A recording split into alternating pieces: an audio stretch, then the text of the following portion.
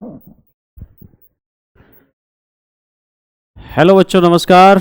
कैसे हो आप सभी? आशा करता हूँ कि आप सभी अच्छे होंगे, स्वस्थ होंगे और अपनी पढ़ाई भी ज़बरदस्त तरीके से कर रहे होंगे। आप सभी का फिर से एक बार स्वागत है आपके अपने परिवार MIT क्लासेस में। और जितने बच्चे हैं वो सभी के सभी लाइव जुड़ जाएं। आप सभी से रिक्वेस्ट, स्पेशली आ जाइए सभी के सभी। सभी को नमस्कार, राधे राधे, जय श्री कृष्णा, राम राम, गुड इवनिंग।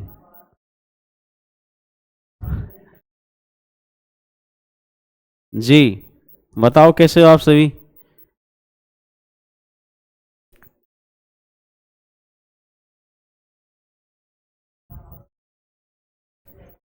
है कोई लाइव?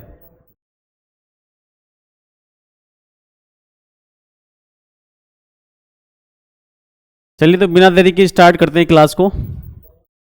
देखिए, माफ़ करना कल क्लास नहीं हो पाई आपकी। बरसात का मौसम भी था, उधर थोड़ी सी तबीयत भी डाउन थी, तो इसलिए क्लास नहीं ले पाए। कोशिश करेंगे लगातार कंटिन्यू क्लास लेने की। चलिए, देखिए हमने लास्ट क्लास में आपको बताया था कि वाष्प दाब का सापेक्षिक या आपेक्षिक अवनमन क्या होता है।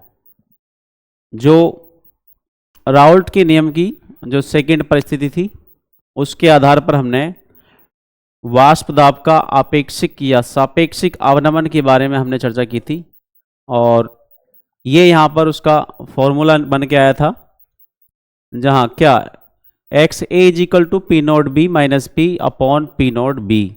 जहाँ पर पी क्या था, जो विलयन है उस विलयन का कुल वाष्प दाब, और जो ये पी नोट बी है ये उस वाष्पशील द्रव का शुद्ध अवस्था पर वाष्प दाब, या कह सकते हैं कि जो विलायक होता है उसका वाष्प दाब होता है। ठीक है, चलिए तो ये सब इसको ध्यान में रखेंगे आप, और इस पर आधारित हम न्यूमेरिकल करेंगे। एक न्यूमेरिकल उस दिन नहीं हुआ था तो उसको करने का प्रयास करेंगे हम। ठीक है, चलिए देखिए, ये क्वेश्चन था कि 60 ग्राम यूरिया को 180 ग्राम जल में घोला गया है। विलयन का कुल वाष्प दाब क्या होगा यदि शुद्ध जल का वाष्प दाब 12.8 किलो पास्कल, पीए लिखा हुआ है, ये पास्कल जो दाब का मात्रक होता है। ठीक है, हमसे पूछा क्या है, जरा ये देखें। हमसे पूछा क्या है, कुल वाष्प दाब, विलयन का कुल वाष्प दाब क्या होगा। और विलयन का कुल वाष्प दाब जो होता है उसको हम कैपिटल पी से डिनोट करते आ रहे हैं। आ रही बात समझ में? तो विलयन का कुल वाष्प दाब हमको निकालना है। कुल वाष्प दाब ये हमको कैलकुलेट करना है, अर्थात P बराबर क्या। ठीक है, हमको क्या क्या चीज दी हुई है ये देखो जरा। 60 ग्राम यूरिया को 180 ग्राम जल में घोला गया है, अर्थात ये 60 ग्राम जो यूरिया है ये अपने आप में अवाष्पशील पदार्थ है, अर्थात WA की वैल्यू हमको दी हुई है। WA अर्थात विलेय का भार कितना है, 60 ग्राम है। यूरिया का भार, ठीक है, यहां पर विलेय क्या है, NH2CO NH2, ये इसके भार की वैल्यू हमको दी हुई है। ठीक है, अब देखिए हमें इसके जब कुल वाष्प दाब ज्ञात करना है तो हमें यहाँ पर इसके मोलों की संख्या की आवश्यकता पड़ने वाली है। तो इसलिए हम दोनों का ही यहाँ पर नंबर ऑफ मोल्स ज्ञात करने के लिए उसका मोलिकुलर वेट या मोलर द्रव्यमान ज्ञात कर लेंगे। तो यहाँ पर Ma कितना आएगा जरा बताएं। अणुभार, उसका यूरिया का अणुभार कैसे कैलकुलेट करेंगे, देखो नाइट्रोजन के यहाँ पर 2 परमाणु हैं, एक परमाणु का होता है 14, तो 2 का कितना हो जाएगा भाई 28। ठीक है, प्लस कार्बन का केवल एक परमाणु है तो इसका कार्बन का एक का कितना होता है 12। ठीक, उसके बाद देखिए हाइड्रोजन के कितने, 2 और 2 4, तो 4 का 4 ही हो जाएगा। और क्या बचा, ऑक्सीजन। ऑक्सीजन का सिंगल परमाणु है और एक का होता है 16। देखना जोड़ो कितने हो गए, 16 8 4 20, 20 10 30 2 32, 32 और 8 40 और 20 60। कितना आ गया, 60 आ गया। ठीक है, उसी प्रकार देखिए ये जल है, जल अर्थात जो विलायक का काम करेगा, तो यहां पर ये WB की वैल्यू हमको दी हुई है। WB कितना दिया हुआ है, 180 ग्राम, 180 ग्राम। यहां पर हम MB भी निकाल लेंगे, अर्थात जो जल है इसका अणुभार कितना होता है, ये तो याद हो ही गया आपके, 18 होता है। बात समझ में आ रही है। चलिए अब देखिए, हमको एक सूत्र याद है जो हमने पिछली क्लास में पढ़ा था, वो क्या है पहले उसको समझने की कोशिश करेंगे। याद है तो अच्छी बात है, नहीं है तो याद करना पड़ेगा, उसके बिना न्यूमेरिकल नहीं हो सकता। देखो क्या था भाई, हमने पढ़ा था P not B minus P upon P not B और बराबर XA, यही पढ़ा था ना। हाँ, अब देखिए यहां से हमको ज्ञात क्या करना है, P की वैल्यू निकालनी है। P नोट B हमारे पास है, देखो ये दिया गया, यदि शुद्ध जल का वाष्प दाब इतना है, तो यहां पर ये किसकी वैल्यू दी हुई है जरा बताओ, ये वैल्यू किसकी है भाई, P नोट B, ये P नॉट B की वैल्यू दी हुई है कितनी, 12.8 किलो पास्कल। पास्कल ये दाब की यूनिट होती है। P नोट B ज्ञात है हमको, P हमको कैलकुलेट करना है, ये XA है। XA का मान अगर हम यहां देखें कि XA कैसे कैलकुलेट करेंगे, तो XA बराबर होता है भाई, अर्थात मोल प्रभाज किसका, विलेय का। तो यहां पर ये हो जाएगा Na upon Na plus Nb। ठीक है, Na नंबर ऑफ मॉल्स किसके, विलेय के, Nb नंबर ऑफ मॉल्स किसके, जल के। ठीक है, तो नंबर ऑफ मॉल्स दोनों के हमको ज्ञात करने पड़ेंगे, पहले इनको कैलकुलेट कर लो भाई पहले। तो देखिए क्या निकालेंगे, यहीं पे करता हूं इसको मैं रब कर दूं ताकि आपको एक ही पेज पर सॉल्यूशन मिल जाए। देखो यहां निकालेंगे पहले हम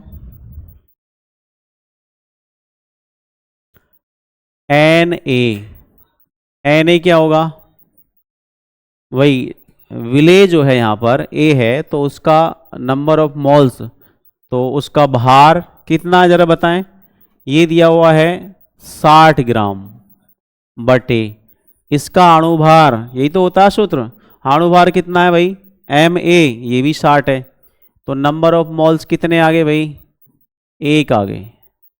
कितना आ गया, 1। उसी प्रकार हम Nb कैलकुलेट करेंगे, यहां पर Nb क्या होता है, Nb अर्थात जो विलायक है या अधिक मात्रा में उपस्थित है उसका क्या, ग्राम में भार कितना दिया हुआ है जरा देखो, 180, और बटे अणुभार कितना होगा जल का, 18, 18 धाई 180, कितना हो गया 10। और नंबर ऑफ मोल्स को वैसे ग्राम प्रति मोल में ही लिखते हैं। चलिए अब ध्यान से देखो आगे जरा, हमने दो सारी चीज हमने निकाल चुके हैं, अब केवल देरी किसकी है, आप फॉर्मूला लगाइए, जो राउल्ट का वाष्प दाब का आपेक्षिक अवनमन है उसको यहाँ पर यूज कीजिए और उसकी वैल्यू रखकर P का मान निकालेंगे। देखो क्या होता है अभी सूत्र, क्योंकि हम जानते हैं क्या, P not B minus P upon P not B बराबर XA, XA, ये है XA, XA। ठीक है, यहां पर ये हो जाएगा P not B minus P upon P not B और बराबर Na upon Na plus Nb। ये बात समझ में आ गई आपके। चलिए अब यहां पर इसकी वैल्यू पुट कर दो भाई, इसकी वैल्यू आप पुट कर दो। देखिए P नॉट B अर्थात शुद्ध अवस्था पर जो विलायक होता है या वाष्पशील द्रव होता है उसका वाष्प दाब कितना दिया हुआ है, 12.8, ठीक है, माइनस पी की वैल्यू हमको ज्ञात करनी है बटे पी नॉट, ये बी कैसे छिप गया भाई यहाँ पर, तो भी लिखा जा तो कैसे छिप गया, पी नॉट बी, चलिए, अपॉन 12.8 और बराबर एन ए कितना निकाल चुके हैं हम, एन ए है 1 बटे एन ए फिर 1 प्लस एन बी कितना है 10। आगे बात समझ में, चलिए यहाँ पर हम क्रॉस मल्टीप्लाई करेंगे, तो देखो 10 और 1 11, 11 गुणा इसमें करेंगे, 10 और 1 11, 11 गुणा करेंगे इसमें तो 11 अट्ठे 88, 11 दूनी 22 और 8 30, हासिल 3, और 11 का 11 और 3 14, दशमलव कितने के बाद 1 के, ये आ गया माइनस के 11 पी, 11 पी, और बराबर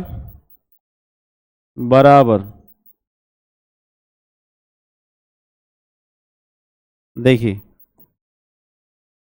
बराबर क्या होगा 12.8, हमें p की वैल्यू निकालनी है, p वाले एक तरफ कर लेंगे बाकी को एक तरफ, इसको इधर ले आओ 12.8 को 14 यानी 140.8 और कितना भाई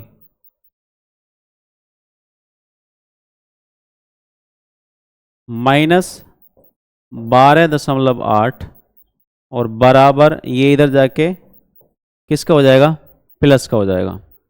उसके बाद देखिए आगे थोड़ा सा ऊपर कर लेते हैं इसको,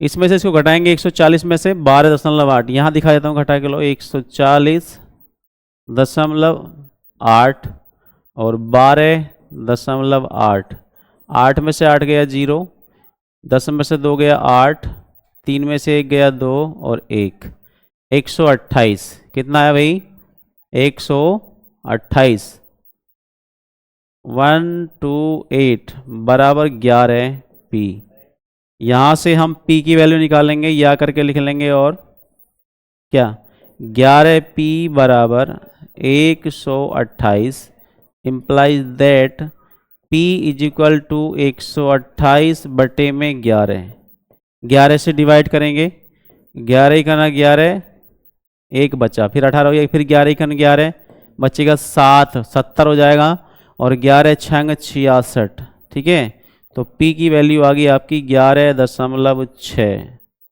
11.6 इतने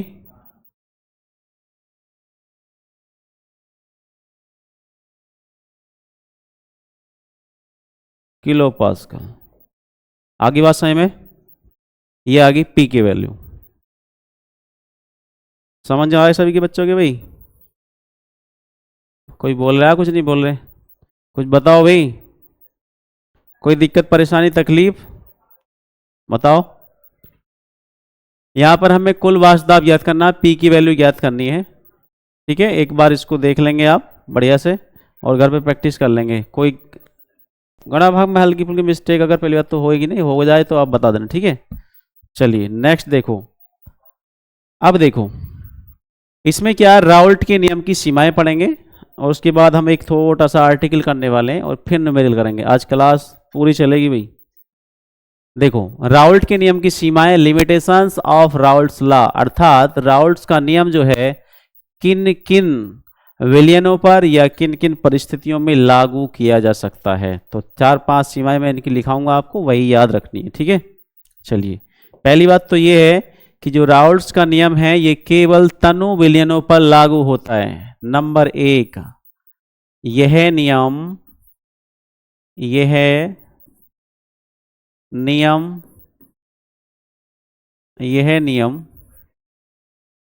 केवल तनु विलयनों पर लागू किया जा सकता है। नंबर 2, यह सांद्र विलयन या विलयनों के लिए लागू नहीं किया जा सकता, क्योंकि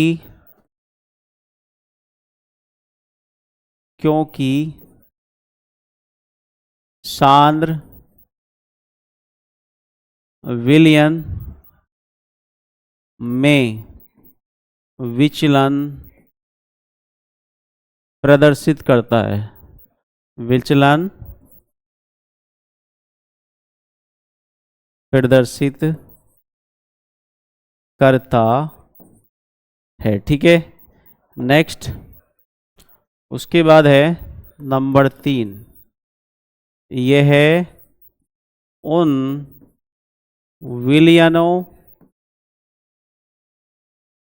विलयनों पर लागू नहीं किया जा सकता,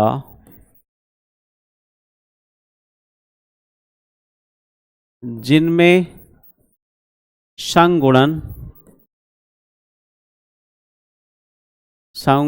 या वियोजन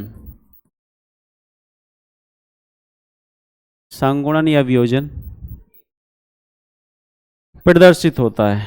अर्थात संगुणन का मतलब है जुड़ना और वियोजन का मतलब है टूटना, प्रदर्शित होता है। ठीक है, चलिए उसके बाद नेक्स्ट नंबर है, यह है अवाष्पशील पदार्थों के विलयनों में, यह है अवाष्पशील पदार्थों या विलेय पदार्थों के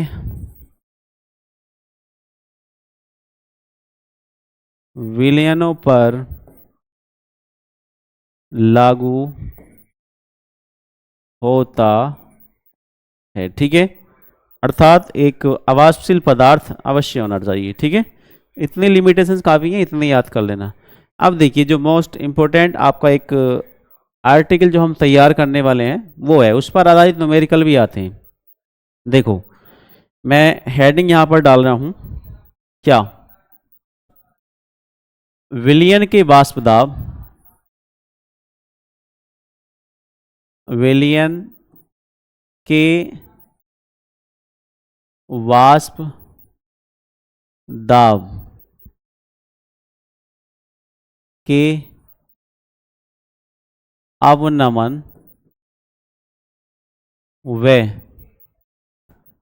वाष्प दाब के अवनमन व, यहां पर लिखो विलयन के वाष्प दाब और विलेय के अणुभार में संबंध।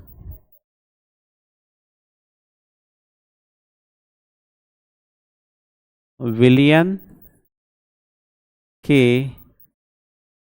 वाष्प दाब व विलेय अर्थात सोल्यूट के अणुभार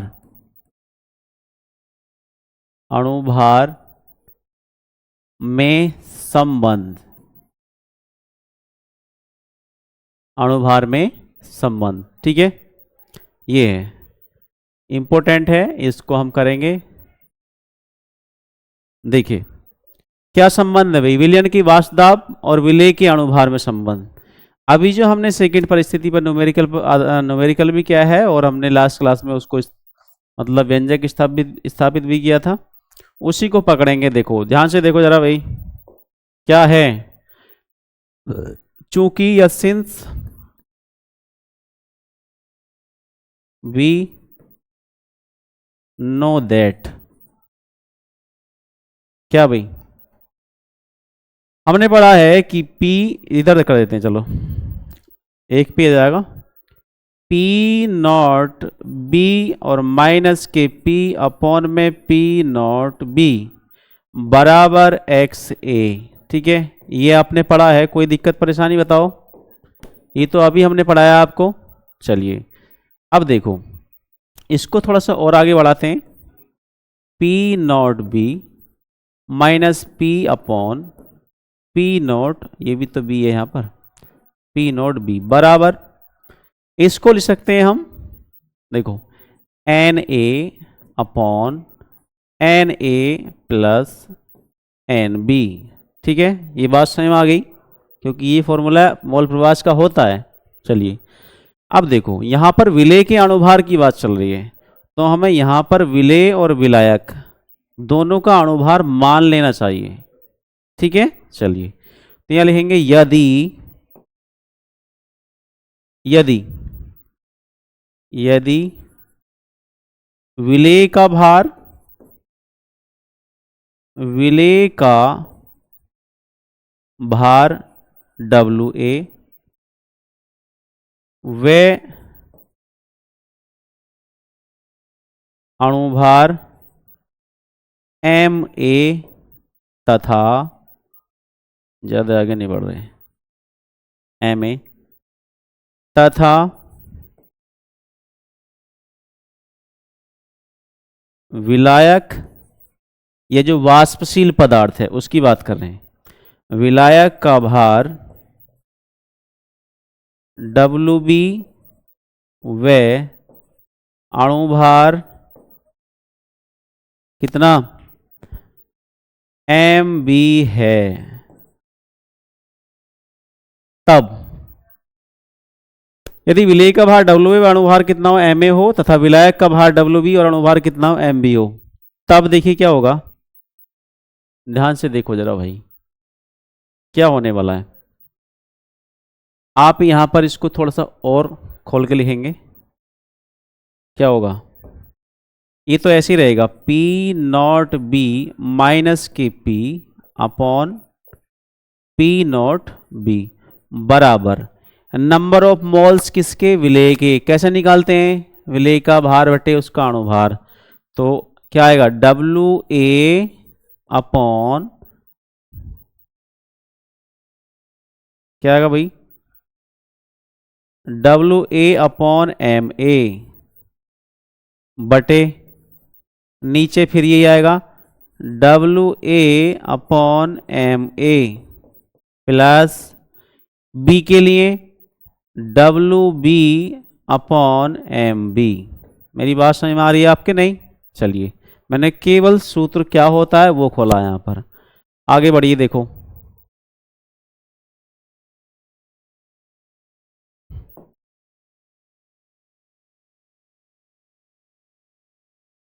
देखो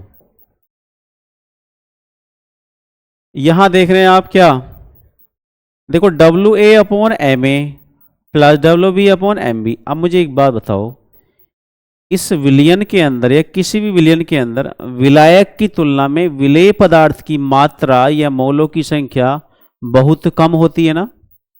कहाँ 180 ग्राम और कहाँ कितना था भाई, मतलब एक बात बता रहा हूँ, नोबेल लगा था पीछे, तो कह सकते हैं कि विलेय की मात्रा विलायक की तुलना में बहुत कम ली जाती है, और बहुत कम ली जाती है तो इसलिए हम उसको विलायक की कंपेयर में नगण्य मान सकते हैं।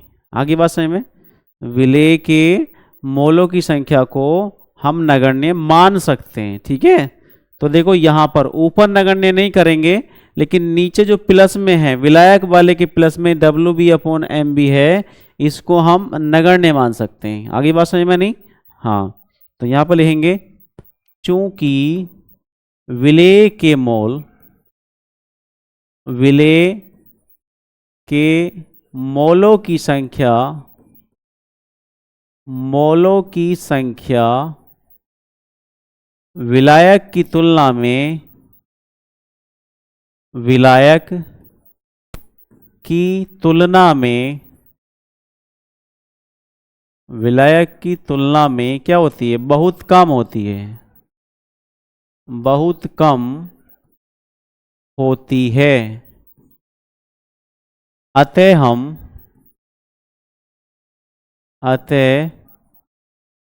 हम इसे नगण्य मान सकते हैं, मान सकते हैं। अर्थात क्या होगा, डब्लू ए बटे डब्लू बी को हम लगभग बराबर मान सकते हैं जीरो के। आगे बात समझ में नहीं? लगभग बराबर किसके मान लेंगे? जीरो को। लेकिन यहाँ ऊपर जीरो नहीं रखेंगे, नीचे जीरो करना है हमें, क्योंकि हमें संबंध स्थापित करना है, इसलिए जहां आवश्यकता है वहां के हम जीरो करेंगे। ठीक है, चलिए। तो यहां पर क्या था? पी नॉट बी माइनस के P upon P naught B is equal to, ऊपर कुछ नहीं करना, ऐसे ही नोट कर देना, W A upon W B, sorry W A upon M A और बटे यहां पर W A upon M A को जीरो कर देंगे, और जब जीरो कर देंगे तो ये खत्म हो जाएगा, यहां से क्या बचेगा? डब्लू बी अपॉन एम बी। ये बात क्या आपके समझ में आ गई? यहां से ये हमने जीरो कर दिया, ये जो है नहीं इसको हमने जीरो कर दिया। ठीक, ये बचेगा सिर्फ। अब देखो इसको आगे बढ़ा लो भाई, आगे बढ़ाओ इसको जरा।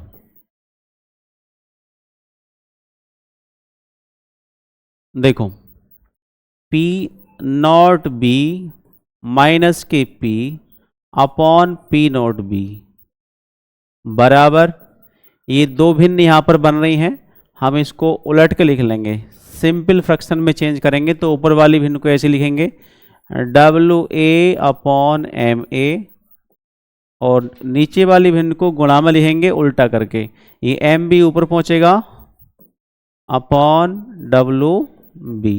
बात समझ में आ रही है? चलिए, अब हमें संबंध किसमें स्थापित करना, जरा ये देखें। संबंध स्थापित करना विलयन के वाष्प दाब, तो इससे कोई मतलब नहीं है हमारा, वाष्प दाब इसी में आएगा, इसमें P naught B minus P upon P naught B. अणुभार, विलेय के अणुभार में, वैसे तो संबंध ये आ चुका है, लेकिन विलेय के अणुभार को अलग कर दो, बाकी को अलग कर दो। आगे बात समझ में? चलिए, विलेय के अणुभार को अलग कर दो, तो विलेय का अणुभार बराबर क्या है इसमें, जरा बताओ। विलेय का अणुभार कौन सा है इसमें, मुझे बताओ जरा, कौन सा है भाई विलेय का अणुभार? विलेय का अणुभार है ये वाला, इसको एक तरफ करना है। कैसे करेंगे? पहले हम यहां पर तिरछी गुणा कर लो, ये होगा पी, अरे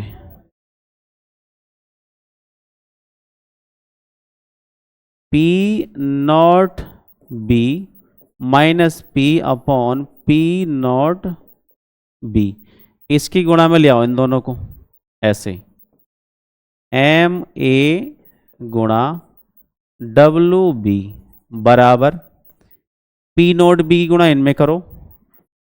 अरे ये कहाँ से लिखा गया भाई, इसे तो खत्म होगा यहाँ से।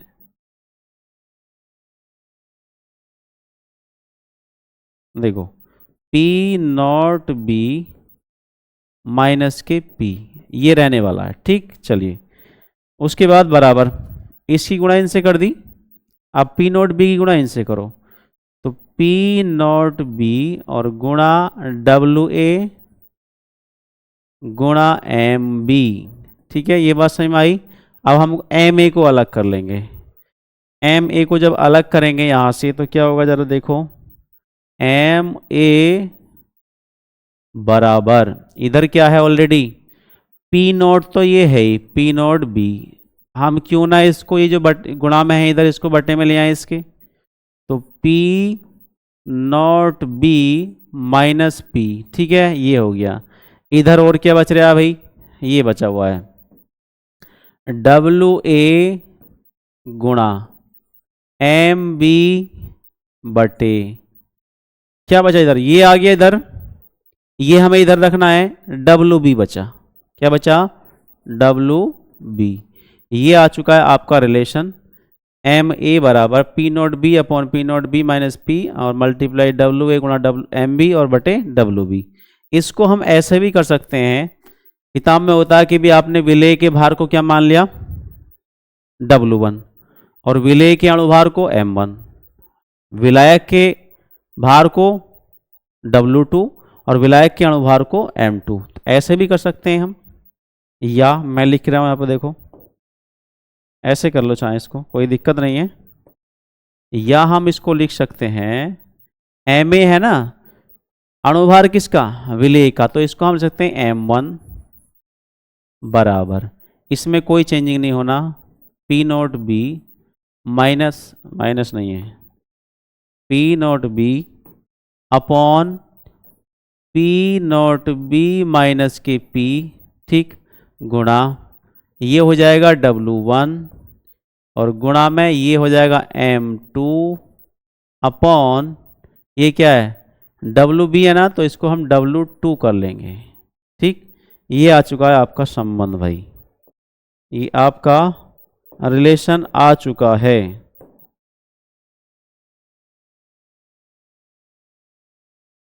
लो जी, ये रिलेशन आ गया आपका। अब ये सूत्र आपको काम आने वाला है, ठीक। चलिए इस पर आधारित न्यूमेरिकल हम करते हैं। किधर है भी न्यूमेरिकल हमने जो भेजे थे, कहाँ से आएंगे?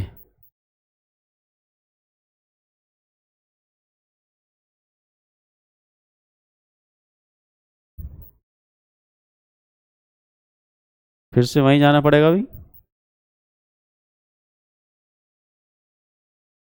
एरो का ये, हाँ ये इसमें कहाँ है? फिर से यहीं खोलना पड़ेगा,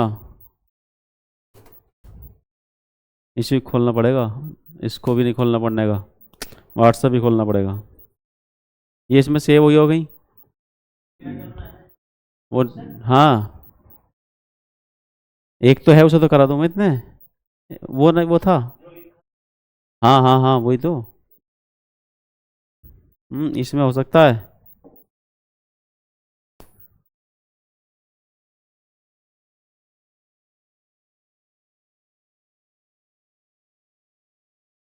व्हाट्सएप में जाना पड़ेगा फिर से भाई, अब वो पेज में नहीं आएगा फिर हमारे वो कहाँ लगाया था वो कहाँ लगाया था भाई, वो पेज में नहीं आया था। ठीक है बच्चों, थोड़ा सा क्वेश्चन लगाने में टाइम लग गया, ध्यान से देखो जरा भी, ये क्वेश्चन है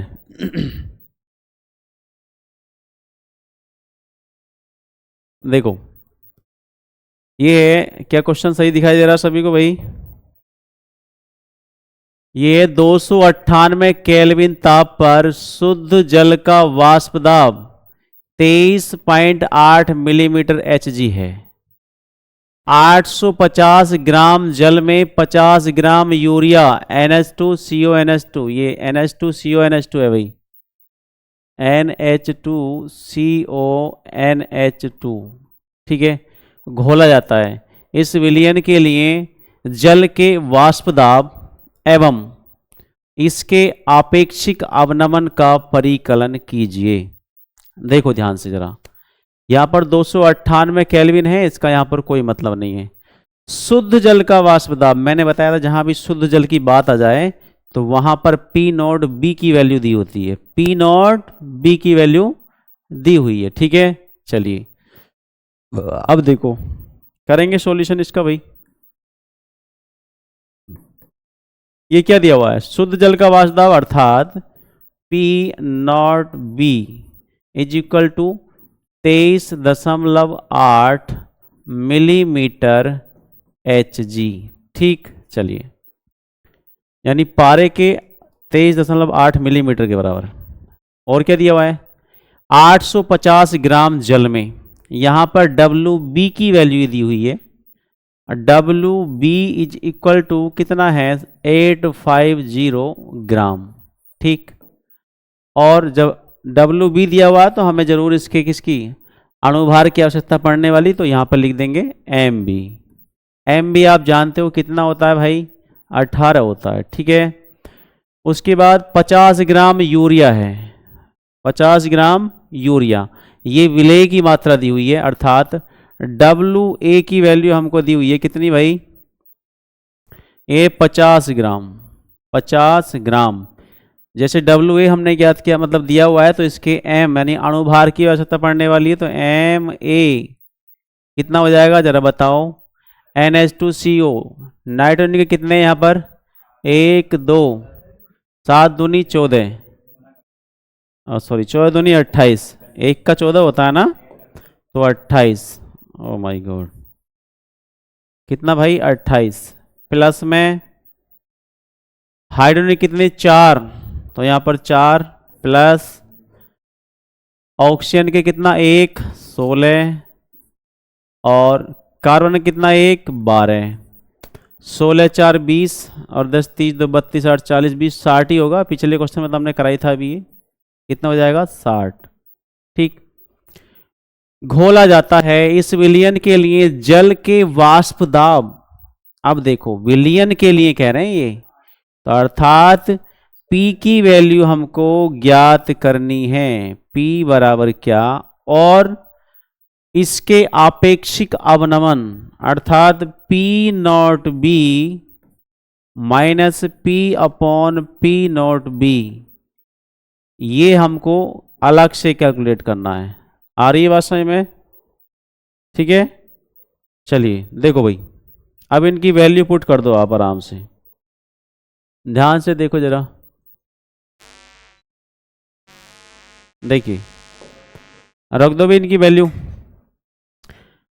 हमें सूत्र याद है क्या भाई, क्योंकि क्या होता है P naught B minus P upon P naught B is equal to क्या होता है भाई, ये होता है एक्स ए। यहां पर इनकी वैल्यू रखो, इसको और लिख देते हैं एक बार, ये क्या होता है P naught B minus P upon P naught B बराबर N A upon N A plus क्या एन बी। अब इधर करते हैं क्वेश्चन को, ठीक है,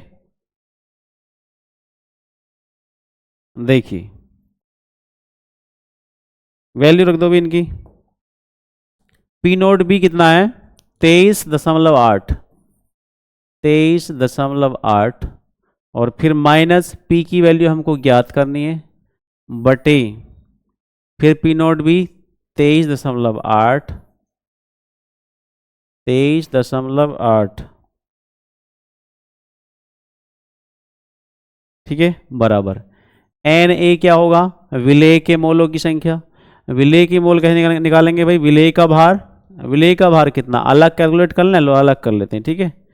तो यहाँ पर एन ए जो होगा वो होगा डब्ल्यू ए अपॉन एम ए। डब्ल्यू ए कितना देखो जरा 50, और एम ए कितना है 60, 0 से 0 खत्म हो जाएगा, 6 से 5 को भाग करेंगे तो 6 अट्ठे 48, कितना बचेगा 2, 6 तिया 18, 0.83 आ गया।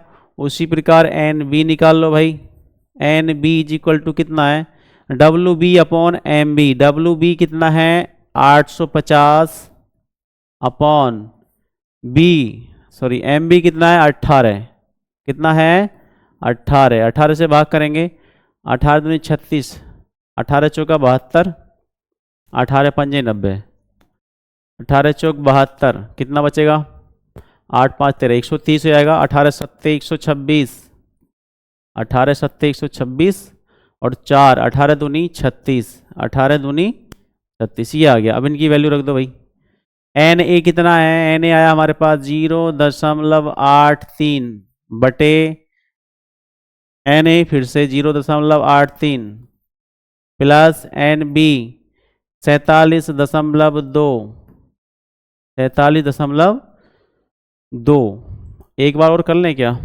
18 सत्ते 126, 6 बचेगा, 18 3 54, लो 3 बार और ले लो एक बार, ठीक। चलिए और बढ़ाइए आगे इसको, 23.8 माइनस के P अपॉन 23.8, 23.8 बराबर क्या होगा 0.83 बटे 0.83 बटे, इनको जोड़ेंगे तो क्या होगा, देखो यहाँ देखो भाई 47.23 और 0.83, ये तो होगा 3 3 6, 8 2 10 का 0 हासिल 1 और 7 और 1 8 और ये 4, 48.06, 48.06 ये हो जाएगा। अब यहाँ पर क्रॉस मल्टीप्लाई करेंगे भाई, क्या करेंगे? Cross multiply. क्या होगा? करो इसकी गुणा इसमें भाई, ये तो गुणा भी लंबी चौड़ी है, कोई दिक्कत नहीं है, करेंगे भाई, करिए भी गुणा इसकी। वैसे आप कर लेंगे तो अच्छी बात है, चलो मैं भी करके दिखाऊं इसको। देखो 23.8 करनी है 0.83 की। 3 अट्ठे 24 का 4 हासिल 2, 3 तिया 9 और 2 11, 3 दूनी 6 और 1 7, 8 अट्ठे 64, 8 तिया 24 और 6 30, 8 दूनी 16 और 3 19, 4 5 7 और ये 19, दशमलव कितने के बाद? 2 और 1 3, 1 2 3, 19.754, इन दोनों की गुणा आई है 19.754, ठीक है, बराबर। इनकी गुणा करेंगे 48 की और 23.8 की, ये भी करो भाई। 48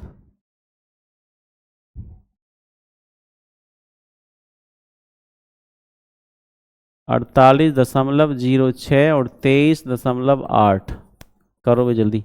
8 छंग 48 हो जाएगा, 8 अट्ठे 64, 8 चौक 32 और 6 38, 3 छंग 18, 3 अट्ठे 24 और 3 चौक 12 और 2 14, 2 छक्का 12 और 2 अट्ठे 16, 2 चौका 8 और 1 9, कितना आया? 8 4 12, ओहो 4 लिखा जा रहा है, मिस्टेक होने के ताई।